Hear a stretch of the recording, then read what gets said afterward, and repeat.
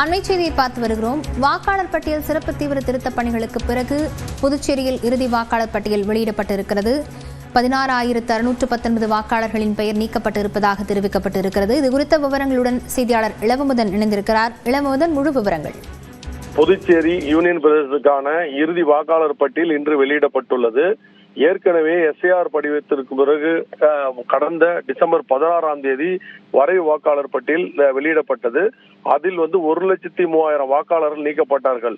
இதுக்கு கடும் எதிர்ப்பு தெரிவிக்கப்பட்ட நிலையில் சேர்க்கைக்கான நேரமும் கொடுக்கப்பட்டது. இறுதி வாக்காளர் பட்டியல் இன்று வெளியிடப்படும் என்று கூறப்பட்டது. இதன் அடிப்படையில் தற்பொழுது இறுதி வாக்காளர் பட்டியல் வெளியிடப்பட்டுள்ளது. புதுச்சேரியில் உள்ள 30 தொகுதிகளுக்கான வாக்காளர்களின் எண்ணிக்கை 9,44,211 வாக்காளர் மொத்தமாக இருக்கிறார்கள்.